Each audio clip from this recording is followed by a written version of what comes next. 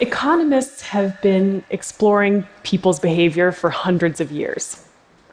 How we make decisions, how we act individually and in groups, how we exchange value.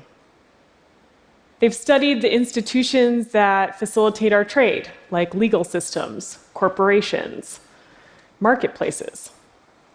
But there is a new technological institution that will fundamentally change how we exchange value, and it's called the blockchain. Now, that's a pretty bold statement, but if you take nothing else away from this talk, I actually want you to remember that while blockchain technology is relatively new, it's also a continuation of a very human story. And the story is this: as humans, we find ways to lower uncertainty about one another so that we can exchange value. Now, one of the first people to really explore the idea of institutions as a tool in economics to lower our uncertainties about one another and be able to do trade was the Nobel economist Douglass North. He passed away at the end of 2015, but North pioneered what's called new institutional economics. And what he meant by institutions were really just formal rules, like a constitution, and informal constraints, like bribery. These institutions are really the grease that allow our economic wheels to function. And we can see this play out over the course of human history. If we think back to when we were hunter-gatherer economies, we really just traded within our village structure. We had some informal constraints in place, but we enforced all of our trade with violence or social repercussions. As our societies grew more complex and our trade routes grew more distant, we built up more formal institutions. Institutions like banks for currency, governments, corporations. These institutions helped us manage our trade as the uncertainty and the complexity grew, and our personal control was much lower. Eventually, with the internet, we put these same institutions online. We built platform marketplaces like Amazon, eBay, Alibaba. Just faster institutions that act as middlemen to facilitate human economic activity.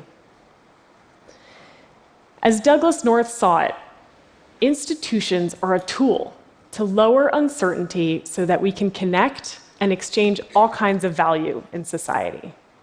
And I believe we are now entering a further and radical evolution of how we interact and trade.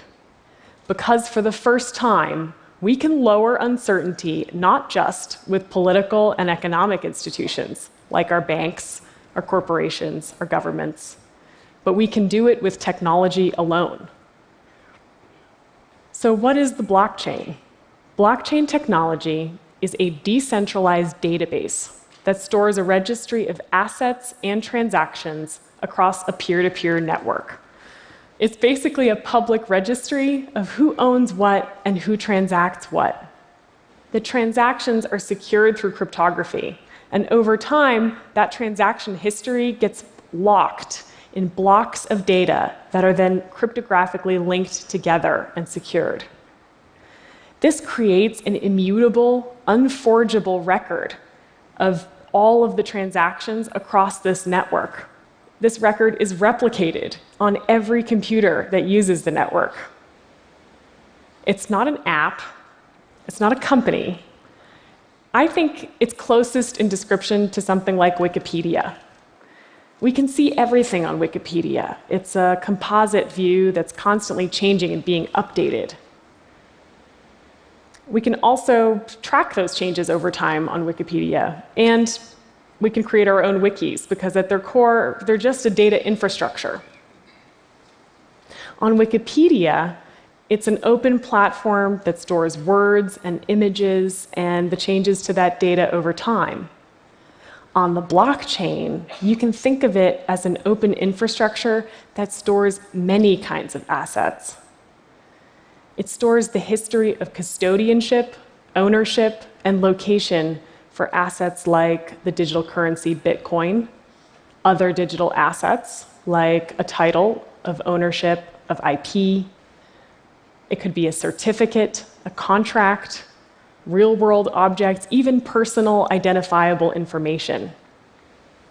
There are, of course, other technical details to the blockchain, but at its core, that's how it works. It's this public registry that stores transactions in a network and is replicated so that it's very secure and hard to tamper with. Which brings me to my point of how blockchains lower uncertainty and how they therefore promise to transform our economic systems in radical ways. So uncertainty is kind of a big term in economics, but I want to go through 3 forms of it that we face in almost all of our everyday transactions, where blockchains can play a role. We face uncertainties like not knowing who we're dealing with, not having visibility into a transaction, and not having recourse if things go wrong. So let's take the first example, not knowing who we're dealing with. Say I want to buy a used smartphone on eBay. The first thing I'm going to do is look up who I'm buying from. Are they a power user?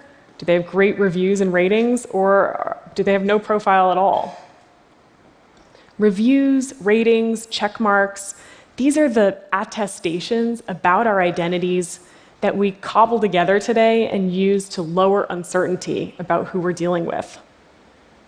But the problem is they're very fragmented. Think about how many profiles you have. Blockchains allow for us to create an open global platform on which to store any attestation about any individual from any source. This allows us to create a user-controlled, portable identity. More than a profile, it means you can selectively reveal the different attributes about you that help facilitate trade or interaction. For instance, that a government issued you an ID, or that you're over 21, by revealing the cryptographic proof that these details exist and are signed off on. Having this kind of portable identity around the physical world and the digital world means we can do all kinds of human trade in a totally new way. So I've talked about how blockchains could lower uncertainty in who we're dealing with. The second uncertainty that we often face is just not having transparency into our interactions. Say you're going to send me that smartphone by mail. I want some degree of transparency. I want to know the product I bought is the same one that arrives in the mail and that there's some record for how it got to me. This is true not just for electronics like smartphones, but for many kinds of goods and data, things like medicine, luxury goods, any kind of data or product that we don't want tampered with. The problem in many companies, especially those that produce something complicated like a smartphone, is they're managing all of these different vendors across a horizontal supply chain. All of these people that go into making a product, they don't have the same database. They don't use the same infrastructure. And so it becomes really hard to see transparently a product evolve over time. Using the blockchain, we can create a shared reality across non-trusting entities. By this, I mean all of these nodes in the network do not need to know each other or trust each other because they each have the ability to monitor and validate the chain for themselves. Think back to Wikipedia. It's a shared database. And even though it has multiple readers and multiple writers at the same time, it has one single truth. So we can create that using blockchains. We can create a decentralized database that has the same efficiency of a monopoly without actually creating that central authority. So all of these vendors, all sorts of companies, can interact using the same database without trusting one another. It means for consumers, we can have a lot more transparency. As a real-world object travels along, we can see its digital certificate or token move on the blockchain, adding value as it goes. This is a whole new world in terms of our visibility. So I've talked about how blockchains can lower our uncertainties about identity and how they change what we mean about transparency in long distances and complex trades, like in a supply chain. The last uncertainty that we often face is one of the most open-ended, and it's reneging. What if you don't send me the smartphone? Can I get my money back? Blockchains allow us to write code, binding contracts between individuals, and then guarantee that those contracts will bear out without a third-party enforcer. So if we look at the smartphone example, you could think about escrow. You are financing that phone, but you don't need to release the funds until you can verify that all the conditions have been met. You got the phone. I think this is one of the most exciting ways that blockchains lower our uncertainties, because it means to some degree we can collapse institutions and their enforcement. It means a lot of human economic activity can get collateralized and automated, and push a lot of human intervention to the edges, the places where information moves from the real world to the blockchain. I think what would probably floor Douglas North about this use of technology is the fact that the very thing that makes it work, the very thing that keeps the blockchain secure and verified, is our mutual distrust. So rather than all of our uncertainties slowing us down and requiring institutions like banks, our governments, our corporations, we can actually harness all of that collective uncertainty and use it to collaborate and exchange more and faster and more open. Now, I don't want you to get the impression that the blockchain is the solution to everything. Even though the media has said that it's going to end world poverty, it's also going to solve the counterfeit drug problem and potentially save the rainforest. The truth is, this technology is in its infancy, and we're going to need to see a lot of experiments take place and probably fail before we truly understand all of the use cases for our economy. But there are tons of people working on this, from financial institutions to technology companies, startups, and universities. And one of the reasons is that it's not just an economic evolution. It's also an innovation in computer science. Blockchains give us the technological capability of creating a record of human exchange of currency, of all kinds of digital and physical assets, even of our own personal attributes in a totally new way. So in some ways, they become a technological institution that has a lot of the benefits of the traditional institutions we're used to using in society. But it does this in a decentralized way.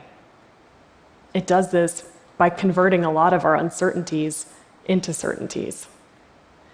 So I think we need to start preparing ourselves, because we're about to face a world where distributed autonomous institutions have quite a significant role. Thank you.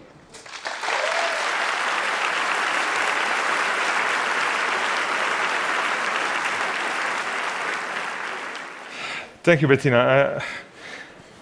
I think we understood that it's coming, it offers a lot of potential, and it's complex.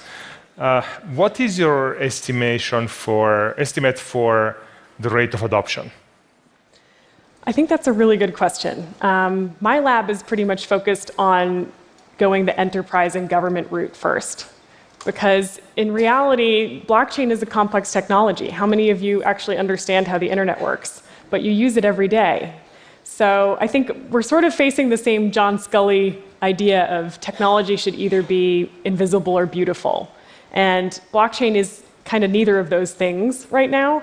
So it's better suited for either really early adopters who kind of get it and can tinker around, or for finding those best use cases like identity or asset tracking or smart contracts that can be used at that level of an enterprise or government.